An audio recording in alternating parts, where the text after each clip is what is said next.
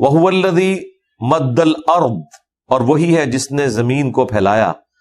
وَجَعَلَ فِيهَا رَوَاسِيَ وَأَنْهَارًا، اور اس نے اس میں پہاڑ بھی رکھ دیے اور دریا بھی رواں کر دیے۔ اس کی خوبصورتی والا معاملہ تو ایک الگ سے، اس کی جو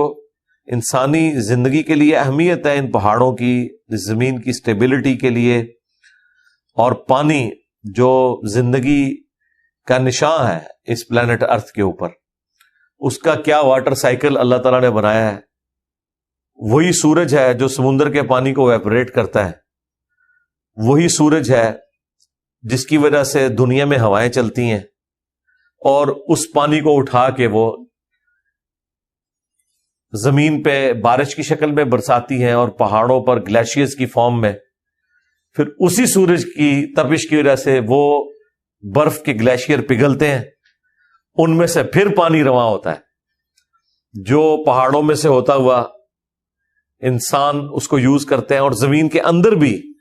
پانی کے دریا چلتے ہیں جو ہم زمین سے پانی نکالتے ہیں۔ تو یہ سارے کا سارا واٹر سائیکل اللہ تبارک و تعالیٰ نے رواں کیا ہے۔ وَمِن كُلِّ الثَّمَرَاتِ، اور ہر قسم کے پھلوں میں، جَعَلَ فِيهَا زَوْجَيْنِ اثْنَيْنِ، اس نے دو دو کے جوڑے بنا دیے ہیں، یعنی نباتات کے اندر بھی، پھلوں میں بھی جوڑے ہیں۔ یہ تو چند ایک لوگوں کو چیز پتا تھی نا، جو لوگ یعنی فصل کے ساتھ وابستہ تھے، انہیں یہ پتا ہے کہ جس طرح نباتات میں بھی اسی طریقے سے مذکر اور مونس والا ایشو ہے،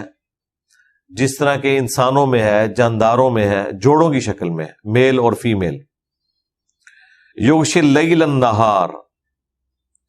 اور ڈھانپ دیتا ہے وہی رات سے دن کو۔ ان فی ذلک لآیات لقوم یتفکرون، بے شک اس میں اللہ کی قدرت کی نشانیاں ہیں ان لوگوں کے لیے جو غور و تفکر کرتے ہیں۔ اب دیکھیں، کوئی انسان دنیا میں یہ کہہ نہیں سکتا کہ میری آبزرویشن سے کوئی ایسی چیز نہیں گزری کہ جس میں مجھے اللہ تعالیٰ کی قدرت نظر نہ آئی ہو، چھوٹے سے لیول سے لے کر بڑے لیول تک۔ آپ جو چیز کھا بھی رہے ہیں، صرف اس کے اوپر غور کر دیں کہ یہ اس کھانے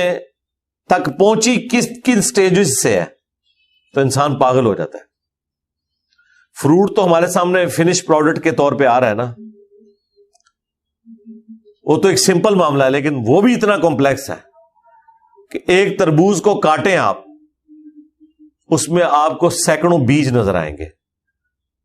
جس شخص کو یہ نہ پتا ہو کہ یہ تربوز بنتا کیسے ہے، اس دنیا کا باشندہ نہ ہو، اگر اسے بتایا جائے کہ یہ جو اندر ایک چھوٹا سا بیج ہے نا،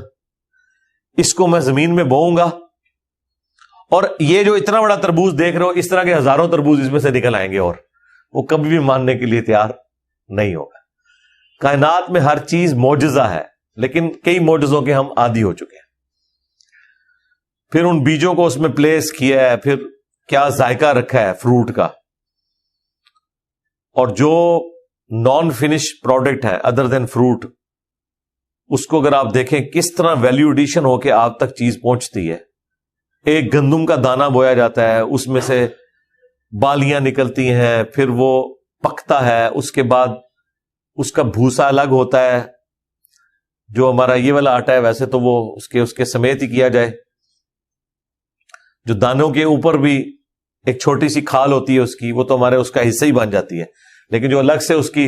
بھوسے والا معاملہ ہے الگ کیا جاتا ہے، اس کے بعد اس کا آٹا بنتا ہے، پھر اس آٹے کو پانی ڈال کے گوندا جاتا ہے، پھر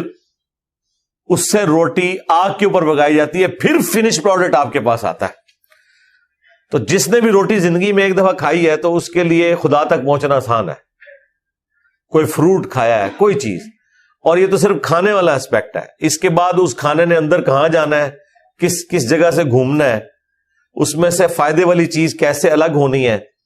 اور کس طریقے سے اس نے پیشاب کی شکل میں نکلنا ہے، اور اس میں انسان کی اپنی کوئی مرضی شامل نہیں ہے۔ تو یہ اللہ تعالیٰ اپنی قدرتوں سے اتنا آیا ہے کہ اللہ تعالیٰ سے اگر کوئی انسان غافل ہوتا ہے تو جان بوجھ کے ہو رہا ہے، ورنہ اس کائنات میں اللہ تعالیٰ نے اپنی قدرت کی اتنی نشانیاں رکھ دی ہیں کہ کوئی شخص بھول کر بھی خدا سے غافل نہیں ہو سکتا اگر وہ خود سیدھے راستے کے اوپر رہنا چاہے. تو بے شک اللہ تعالیٰ فرماتا ہے اس میں نشانیاں ہیں ان لوگوں کے لیے جو غور و تفکر کرتے ہیں.